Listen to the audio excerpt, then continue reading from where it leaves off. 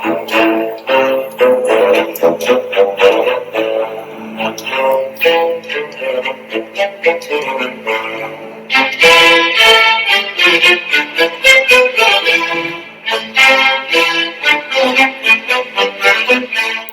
back to Cole's Corner. Today is our second edition of our Chiefs preview. On the previous episode, we talked about the skill positions on the offensive side of the ball, so the quarterbacks, the running backs, the tight ends, and the receivers. And now we'll be talking about the offensive linemen, the most important guys on the field. So, first preseason game went very well for the Chiefs. They won 38-17, and the offense picked up where it left off, quite honestly. They looked great in all fashions. And the offensive line really stood out to me, which is I'm going to talk about later. Obviously, that's the whole point of this second episode here of the 2019-2020 Kansas City Chiefs preview right here on Cole's Corner. But, like I said, the offense looked great. You know, the defense stepped up, and they did a decent enough job. The first team defense only played a few plays because there was a fumble that had taken place, and Andy Reid thought that we had the ball. Some confusion went on. He called the first team defense off the field, and so the Bengals did end up scoring a touchdown on the first drive of the series. So that was against the number twos, though, for the most part. But the number one offense came in, 7 plays, touchdown, super efficient. To me, though, the offensive line really stood out to me as the MVPs of the game. And being a former offensive lineman, I might have a little bias to that. But you sit there in most preseason games and you watch the quarterback get demolished, blitzes after blitzes after blitzes, because there's not chemistry. You know, these guys are getting second and third team reps when it's the third and fourth quarter. These second string and third string guys are getting reps, but during practice they're not. They don't get as many reps during practice, so they don't have the cohesiveness that you would see normally on a Sunday out there on the field with the ones. But I thought the offensive line did great. I really do. And I think this unit has a chance to be very, very good. Quite honestly, I think this unit has a chance to be one of the best in the AFC. Just kind of breaking it down a little bit, you look at their left tackle, Eric Fisher, former number 1 overall pick, be his 8th year in the league out of Central Michigan. He made the Pro Bowl last year, and I thought that it was very deserving. You know, Eric Fisher's had a very interesting time in Kansas City. A lot of people still remember Eric Fisher for the holding penalty against the Pittsburgh Steelers in the playoffs that cost Kansas City a chance to go to the AFC Championship game with Alex Smith as their quarterback. But I don't think people should remember him like that. I think people should remember Eric Fisher as a guy who's gotten so much better. He went from a question mark to a solution. Eric Fisher is one of those guys you can count on each and every Sunday to, 1, be healthy for the most part, and 2, he's going to do a great job of protecting Patrick Mahomes. I think left tackle is a spot that you don't have to worry about whatsoever. Now, his contract was kind of an interesting question, you know, as to whether he'll be back next year. But at 28 years old, I think Eric Fisher is bound to have another great season. Going to the other tackle spot, you got Mitchell Schwartz, who best right tackle in all of football. He's a first-team All-Pro selection, and he has not missed a snap in his entire 8-year career in the NFL. He is as solid as it gets. He is, quite honestly, he's one of the best tackles of this generation. Mitchell Schwartz, you can't say enough about what this guy does, not only in the run game, but in the pass game as well. I obviously, you know, you expect him to have another great year. I expect nothing but the best from Mitchell Schwartz, and I know he will deliver, and he'll be that anchor that keeps the offensive line together. You know, they always say the 2 edge spots are the most important, and I think Mitchell Schwartz he's one of those guys that Chiefs fans know, but they really don't understand what he does for this team. And he's one of those guys who, if they didn't have Mitchell Schwartz, there'd be a whole lot of crap going on with him. And I think he's a very important. If the Chiefs have success this year, Mitchell Schwartz is going to have success, and I expect him to have another great season. So towards the interior of the line, last year obviously Mitch Morse was the starting center, and he is no longer here. He signed with Buffalo in the offseason to become the highest paid center in all of football. Now I'd have to double check, but I believe he is still out with a concussion, and he is concussion prone. So, that's never something that you want to see happen, especially to an offensive lineman. That can be real damaging to them. But really stepping in for him is going to be somebody in Austin Ryder, who played a lot last season. He went from a backup to a starter. And, I struggle a little bit with center. I don't know if that's Austin Ryder did a great job when he was in. I'm not taking anything away from him. They can do some shuffling around in there. We'll talk about some personnel later. But Austin Ryder, the fifth-year man out of South Florida, he's kind of been a journeyman in the NFL. But he did a great job last year when he stepped in for Mitch Morrison.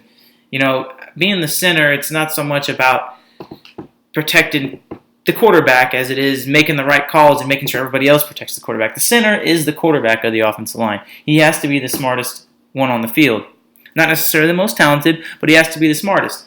And I think that if the Chiefs believe that he is the right man for the job, then lo and behold, I believe he is the right man for the job. At 6'3", 300 pounds, that's not very big for an offensive lineman in the NFL. But again, being a center, you don't have to be the biggest. And I think that is the perfect size for an NFL center, and I expect Austin Ryder to have a great year. Once again, just like he did last year. So moving over to the starting guards, you get Andrew Wiley, who is one of these guys who you love the story. Andrew Wiley is a second-year guy, and he just Eastern Michigan, and what can you say about him? You know what? He's one of those guys who came in and he worked his tail off. He was a third stringer. He was one of those guys last year that we weren't even considering. And he worked his way in with some injuries. He got in there, and now he's going to be starting. And you just got to love it for him. And the guy has a great personality off the field. You see it all the time during his interviews. And, I expect Andrew Wiley. I think he could have a Pro Bowl season this year. He's a big guy. He's real athletic. He pulls around real well. You go back and you watch some of the film last year, he's just pancaking people. When he comes around that corner, no DN wants to see him.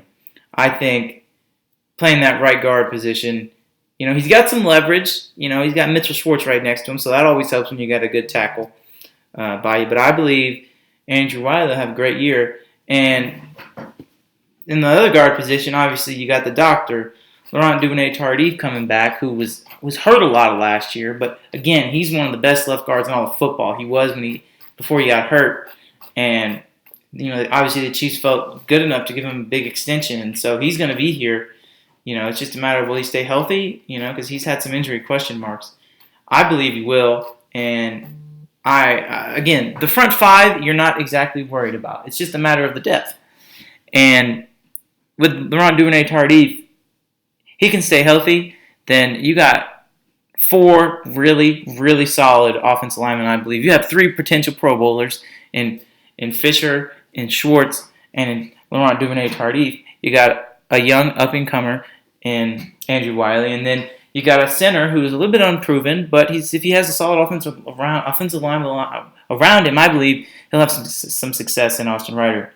The question is depth, and it's easy to look at receivers and say, oh, this guy's got skill, this guy doesn't. It's a little bit harder for offensive linemen. You don't really see him as much. It's a technique thing. It's how do they do during – it's not even so much as how they do during games. How do they handle pressure during drills, and how do they interact with everybody else? How do they know the playbook?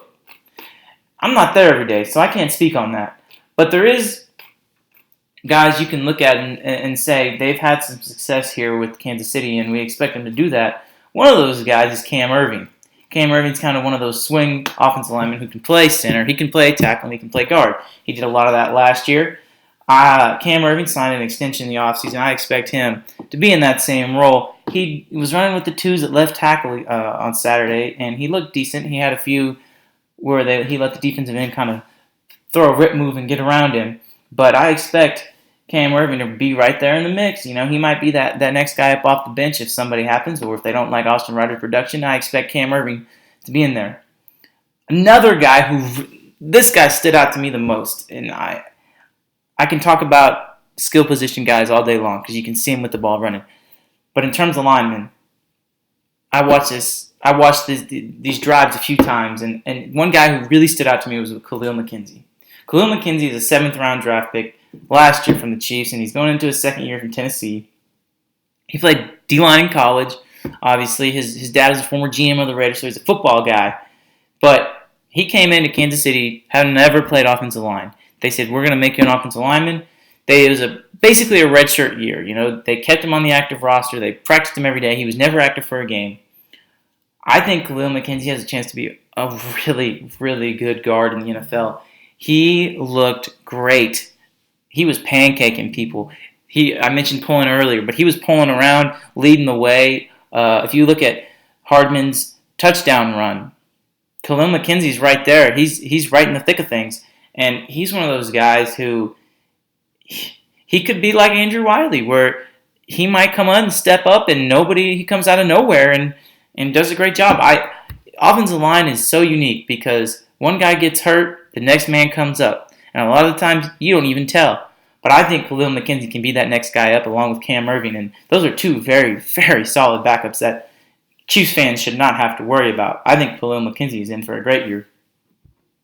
Another guy who I'd like to highlight a little bit here is Nick Allegretti. He was a rookie out of Illinois. They took him in the 7th round. He's going to make this team. I have no doubts about that.